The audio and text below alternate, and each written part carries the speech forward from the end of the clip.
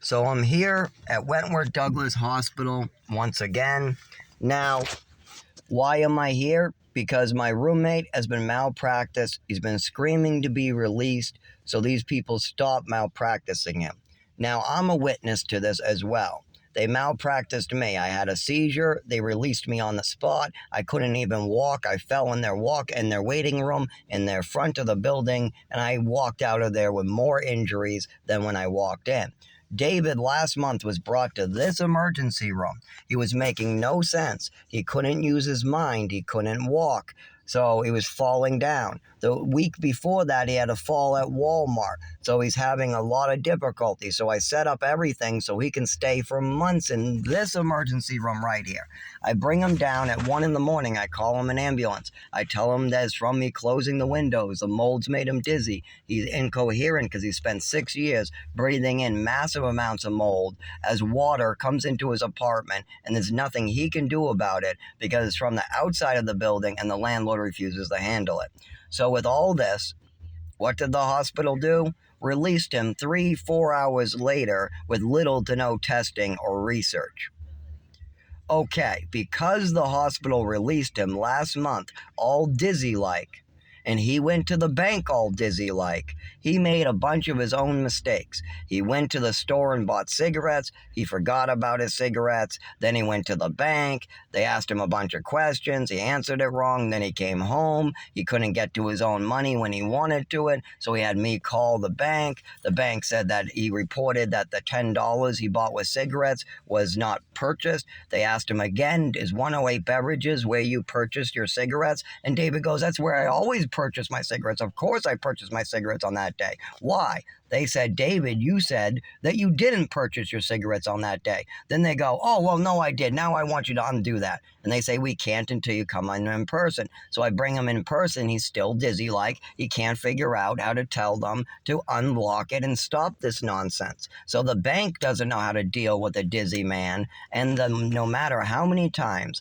I've brought David Ganji to this hospital in the last 3 years, when I tell the hospital to keep him, and that he is unsafe to himself and others, and that he has everything all set to stay, they will not look into his illness. When I have a seizure from the mold, when I have trouble speaking, when I can't get up off the ground from a fall because of the mold, and I'm rushed to this emergency room. Again, they don't write down what we're trying to tell them, and there's multiple people in this building doing that. When the neighbor upstairs is having horrible asthma attacks, he's dizzy, and he goes to this emergency room. They say it's just smoking, even though he says it's when he closes the windows on rainy days. He smokes all the time. Why is it only when the mold is bad? So all this is continuing. Now they've screwed with me, making me stressed out. My heart is skipping beats because of this emergency room's behavior. When we want something done, they do the opposite. So then I bring David in for a light dizzy spell with a light fall. He doesn't get hurt. He walks himself onto the bus. He walks himself across the street. He walks himself all the way to this hospital with no help. He doesn't even use my shoulder. I accompany him just in case he does need help, but I'm surprised he doesn't. He gets into the hospital. You let him know that he can't have a long stay. He could have had a long stay. We have been trying to get him a long stay for 3 years, but this time we tell him we're just coming here to run some tests on this mold. It's raining, it's moist out, he's dizzy from it again, so we're here to look at that. They don't look into it. They try to schedule surgery they know will kill him. They've been told by David, they've been told by me, they've been told by his primary care that because of his half a working heart, anesthesia is out of the question. Without checking with his primary care, without checking with me, while David is reporting to be dizzy, they try to do it anyways to kill him. David refuses, and this is literally 3 hours after arriving. Now, that didn't work. They couldn't hurt him in that way.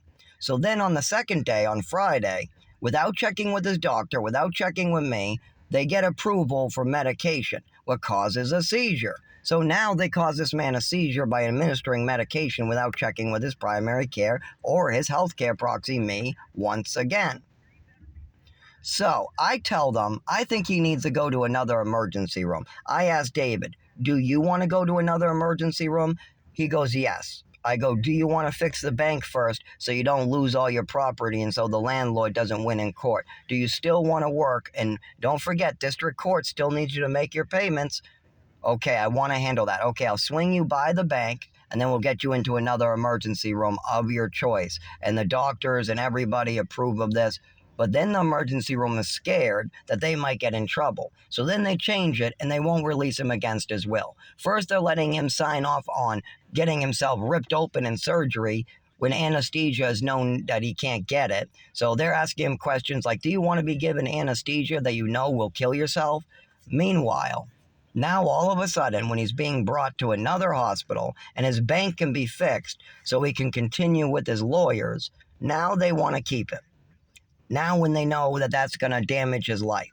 When it's dangerous to keep David, when it might hurt him, he'll lose all his clothing, he'll lose his funeral arrangements, he'll lose his last will and testament, he'll lose his property, he'll lose the courts, he'll violate the court order. All these things will happen. Then they want to keep him against his will. And that is on a week later. Okay, well, I called on Thursday, Friday, Saturday, and Sunday as his healthcare proxy and to speak with him about his care. What did the hospital do? They lied to David. They never gave him the message that I was calling. David never even knew to call me on Thursday, Friday, Saturday, or Sunday. None of them gave him the message to call his healthcare proxy, who was speaking with his doctor. Instead, they were moving forward, trying to give him surgeries that would kill him that we have known about for 10 years. We've known David has cancer for 20 years. We've known that he has a colon. We know I'm the one who tried to set him up with cancer treatments 3 years ago. You know when the hospital decided to do the cancer treatments? Only when David had to show up for court, and the chemotherapy made it so he was unable to function in the courtroom at all, which I said was a problem from the beginning. But the hospital said, oh, we'll just give him a paper, and the judge won't make him do anything. No, the judge didn't care one bit about the paper, because the landlord said it's all made up, and the hospital didn't give proper paperwork. So once again, David is losing his home, evicted. The Supreme Court is upset at what's going on here. The state worker, Ted, is upset at what this hospital is doing. And my life is at risk. I'm getting stressed out. My heart is attacking me. I am dealing with amounts of malpractice here. They malpracticed me years ago as well. Zachary Newell was malpracticed, and I have proof that this is continuing. How do I have proof? Well, let's use the less one. I have a letter that says I'm excused from gym class so I wouldn't get injured. I needed a letter that said do not lift so I wouldn't get injured at work. Instead, they gave me a letter that says I'm excused from gym class, so then I either can lose my job or lift. That puts my life in danger because now I'm lifting with GI injuries because I went to the hospital and they billed me for a letter that says I'm excused from gym class. So they literally got paid to not do their jobs and did the opposite of what they knew would help me. They knew I needed a letter so I wouldn't get hurt at work. Instead, they didn't give me the letter. They pretended like they were giving me the letter by writing me I'm excused from gym class. I am 32 years old. I am not 10 years old in gym class, and it was a joke that this hospital played because they thought it was funny to treat me like a child because I have a kid's voice. Because I have a funny speech impediment and a funny walk. This hospital continues to treat me like I'm some child when I'm working with doctors, state officials. They all know I have a funny voice. It goes high-pitched to deep to low, depending on the neurological symptoms and how much I'm getting shocked in the nervous system. If they would have given me epilepsy medication, or if they would have treated my seizures, then we wouldn't be in this situation. Or if they helped David get a rep payee 3 years ago, David would have not been in trouble 3 years ago when it came time to pay his rent, when welfare paid my rent.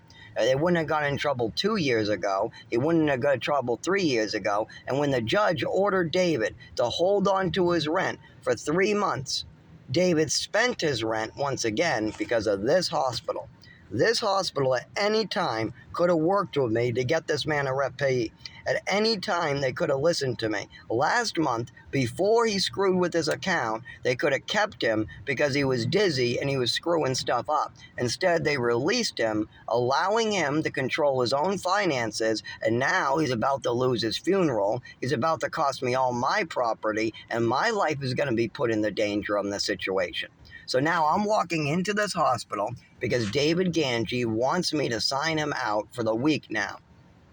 And I'm going to sign him out. But one thing I should mention is that this hospital, Wentworth Douglas, is going to write fake, fraudulent accounts of what's happening here. They called me for a blood transfusion, knowing that I only want him getting touched by doctors after he's in my custody and brought. So I told them, release David on his own accord. That's it. Allow David to release himself. I will bring him to another emergency room. They refused to do so because they already injured him. They would allow him to sign off on surgery when he's dizzy without consulting a primary care or his healthcare proxy. But after they screw up and they cause injuries, which I have a recording of them saying these exact words, we administered medication and then he had a seizure. Why did you not check with his doctors or primary care before administering medication? Oh, because David said it was okay.